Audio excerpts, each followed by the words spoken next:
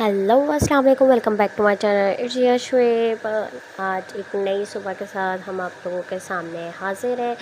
तो जनाब यहाँ पे महानूर नाश्ता नुश्ता करके और लेट गई थी कार्टून देखने, और मैंने यहाँ पे लगाए थे कुछ कपड़े, क्योंकि कराची से आने के बाद पता लगा कि हमारे तो कुछ कपड़े भी मैले हैं, कुछ बेडशीट्स भी मैली हैं। तो हमने उतारे जल्दी से कपड़े, और लगाने के लिए हमने मशीन लगा दी। मशीन लगाने के बाद जो है मैंने इनको कहा कुछ सब्ज़ी वगैरह जो है मुझे दे के जाइएगा। तो इन्होंने जो है सब्ज़ी मुझे बाहर से ही लटका के चले गए, और मैंने जो है वो रस्सी से खींच ली सब्ज़ी, क्योंकि तीसरे फ्लोर से नीचे आना जाना मेरे लिए भी इतना आसान नहीं है और इनके लिए भी नहीं। तो इन्होंने मुझे जो है सब्ज़ी वहाँ पे लटका दी, और फिर मेरी मेड जो है वो आज फिर लेट हो गई और वो नहीं आई, और हमें नहा के जल्दी से कपड़े चेंज करने थे, क्योंकि हमने जो है लॉन्ड्री करनी थी। तो हमने कहा कि ये वाले कपड़े भी जो है हम वॉश के लिए डाल दें। तो मैंने जल्दी जल्दी से महानूर के कुछ कपड़े इस्त्री करे और साथ में अपने इस्त्री करे, ताकि जो है हम जाके चेंज कर सकें। तो यहाँ पे मैं महानूर के कपड़े अच्छे तरीके से प्रेस कर रही हूँ, ताकि जो है वो अच्छे से पहन ले, क्योंकि प्रेस करे बगैर कपड़े चाहे घर में ही क्यों ना पहन ले हो, मगर अजीब सा लुक आता है कपड़ों के, बिल्कुल लुक ख़राब हो जाती है और बिल्कुल भी दिल नहीं करता पहनने को। तो यहाँ पे जो है मैं इस्त्री कर रही थी और महानूर जो है वो टेप के साथ खेल रही थी, तो मैंने उसे लेके साइड में रख दिया, और साथ साथ जो है वो मैंने जल्दी जल्दी स्पीड जो है कपड़े इस्त्री करे, ताकि जो है हम जल्दी से कपड़े चेंज करें, और चेंज करने के बाद जो है हम अपनी कुकिंग शुकिंग को लग जाएं। क्योंकि कराची से आने के बाद जो है मैं कोई चीज़ें इतनी लेके नहीं आई थी, इम्तियाज़ गई थी तो वो लेके आ गई थी, सब्ज़ी वगैरह नहीं, क्योंकि मिली हम लेट नाइट गए थे। तो मैंने अभी इनसे सब्ज़ी मंगवाई, तो मैंने कहा चलो साथ साथ जो है मैं कुकिंग शुकिंग भी अब स्टार्ट कर दूँ, क्योंकि 2 दिन से हमने बाहर का खाया था।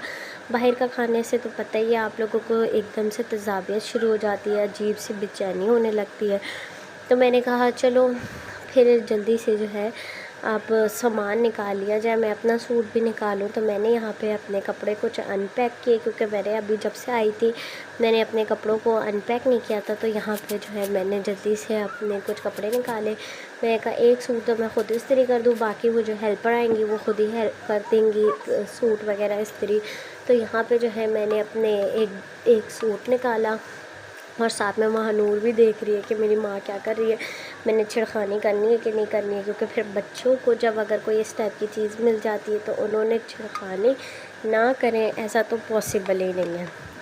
तो अब मैं जो है अपने कपड़े लेके आ गई। मैं कहा चलो ये सूट चेंज किया जाए और जल्दी से जो है इस्त्री कर ली जाए, और मेरी नींदें अभी तक वैसी की वैसी, अजीब सा मुँह हो रहा है। मैं कहा नहा धो के फ्रेश हुआ जाए, तभी जो है एक्टिव होगा बंदा, क्योंकि आप लोगों को तो पता ही है, क्योंकि मैं इतने दिनों से बीमार रही हूँ, तो ज़ुकाम की वजह से मेरी अभी भी आवाज़ में कोई इतनी ज़्यादा ताकत या फ़्लो नहीं है।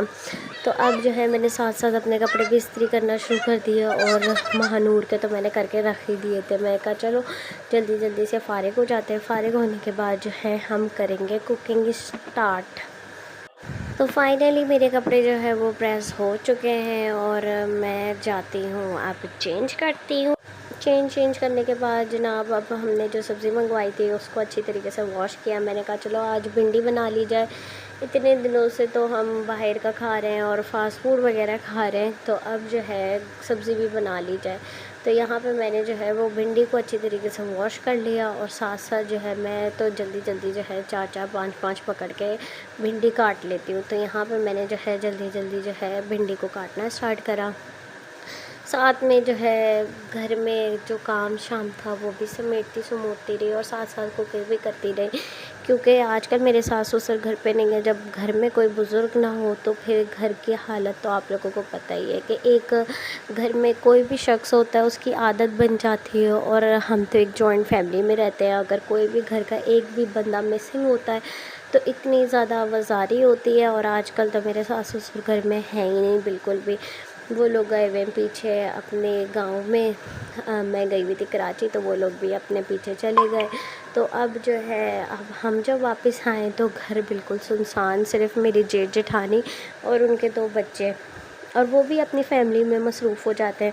हम भी जैसे फैमिली में मसरूफ़ हो जाते हैं, मगर जब माँ जी लोग होते हैं तो हम जो है उनके पास ज़्यादा से ज़्यादा जाके बैठते हैं और गपशप करते हैं।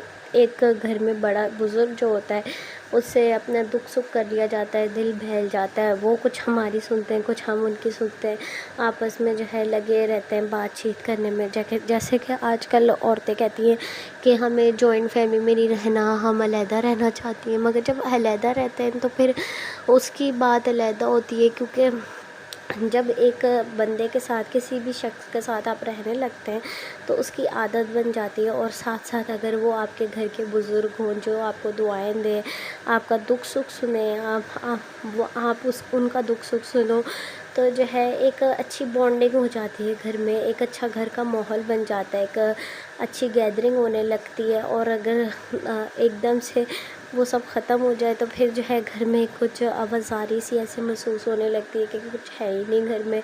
अब आजकल हमारे घर बिल्कुल ऐसे जैसे सुनसान हुआ पड़ा है, नीचे का पोर्शन माँ जी लोगों का है। अब वो लोग घर में होते नहीं हैं तो मेरी बेटी भी पूछती है मम्मा दादो कहाँ, दादा अब्बू कहाँ। तो मैं उसको बताती हूँ कि वो लोग गए हुए हैं, अभी आएंगे। तो बच्चों को भी फुल अटैचमेंट हो जाती है, बच्चों के साथ साथ हम बड़ों को भी अटैचमेंट हो जाती है। तो अब हमें उनका इंतज़ार है। अगर तो वो नहीं आते तो मैंने तो उनको फ़ोन करके कह दिया कि भैया आना है तो आ जाओ, नहीं आना तो फिर मुझे बता दो, मैं भी पीछे आ जाती हूँ। क्योंकि अब मेरा दिल तो घर में बिल्कुल भी नहीं लग रहा। और जबकि मैं अपने मायके से आई हूँ और मायके में भी इतने सारे लोग, भरा भूरा घर। जब कहीं से भरे भूरे घर से आओ और आपका एक भरा भूरा घर हो तो फिर एकदम से खाली हो जाए तो इतना अजीब और ऐसे लगने लगता है कि पता नहीं कौन सी ऐसे दुनिया में आ गए कि अब करें तो करें क्या, आवाज़ारी बड़ी ज़्यादा होती है। तो फिर मैंने तो फ़ोन करके यही कहा है। और साथ साथ चलें, अब आप लोग ये देख ही रहे होंगे कि मैंने भिंडी काट रही है। भिंडी काटने के बाद जो है मैं अब अपनी कुकिंग स्टार्ट करती हूँ। अब मैंने यहाँ पे जो है अपनी भिंडी को उठा के चूल्हे पर चढ़ा दिया है, साथ में आग लगा दी। और आग लगाने के लिए वैसे औरतों की ज़बान भी काफ़ी होती है। अब यहाँ पे मैंने कुकिंग ऑयल डाला है क्योंकि मैं तो फ्राई करके बनाती हूँ भिंडी, ताकि जो है भिंडी के अंदर की जो चिपचिपाहट है वो ख़त्म हो जाए। बाकी सबका अपना अपना तरीका होता है, अपने हिसाब से बनाते हैं। मेरा यही तरीका है, मेरे ससुराल का यही तरीका है, मेरे शौहर ऐसे खाते हैं तो मैं ऐसे ही बनाती हूँ। साथ साथ मैं महानूर के साथ भी खेल रही थी क्योंकि महानूर भी बड़ी ज़्यादा आवाज़ार हो चुकी है क्योंकि घर में कोई भी नहीं है। तो मैं उसके साथ भी खेल रही हूँ ताकि उसका दिल भी लगा रहे, वो भी बोर ना हो। साथ साथ वो टीवी भी देख रही है और मैं कुकिंग शुकिंग भी कर रही हूँ ताकि वो भी, उसका दिल भी बहल जाए और साथ साथ मेरा दिल भी बहल जाए। हम दोनों आपस में एक दूसरे का सहारा बनी हुई हैं आजकल। तो फिर वो खेल रही थी मेरे साथ, खेलते खेलते जो है मैंने कहा जाके मैं अपना चूल्हा तो देखूं, कहीं मेरी जो है भिंडी ही ना जल जाए। तो अब जो है मैं जाके अपनी भिंडी को नज़र मार लेती हूँ, क्योंकि अगर मैंने यहाँ पे छोड़ दी तो मेरी भिंडी लग। तो अब मेरी भिंडी जो है वो फ्राई होने के लिए तैयार हो चुकी है। तो यहाँ पे अब जो है मैंने तेज़ आंच कर दी है ताकि अच्छे से मेरी भिंडी जो है वो गोल्डन ब्राउन सी हो जाए, क्योंकि ये जो है ग्रीन ग्रीन भिंडी बिल्कुल भी खाना नहीं पसंद करते। अब महानूर मुझे आवाज़ दे के दोबारा लेके गई है कि मम्मा चलो मेरे साथ खेलो। तो अब मैं महानूर के साथ खेलने लग गई अगेन। और साथ साथ जो है मैं अपनी कुकिंग शुकिंग भी कर रही हूँ ताकि जो है हम जल्दी जल्दी हर चीज़ से फ़ारिग हो जाए। मैंने यहाँ पे अपने टमाटर प्याज उठाया, मैं कहा इसकी भी कटिंग शटिंग शुरू करूँ। और मैंने भिंडी को अब यहाँ पे फ्राई कर लिया और साथ में मसाला भी ऐड कर लिया ताकि अच्छी तरीके से मेरी भिंडी जो है वो गोल्डन ब्राउन हो जाए, साथ साथ मसाला भी उसके अंदर भर जाए।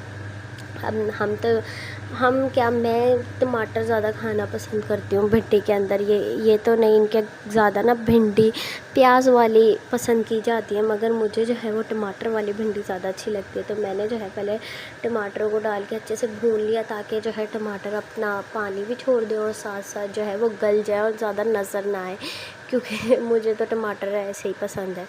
और फिर जो है एंड पे प्याज डालते हैं ताकि थोड़ी थोड़ी सी खड़ी खड़ी सी प्याज भी नज़र आए और वो भी अच्छी लगती है टेस्ट में। अब यहाँ पे जो है मेरी भिंडी फाइनली तैयार हो चुकी है।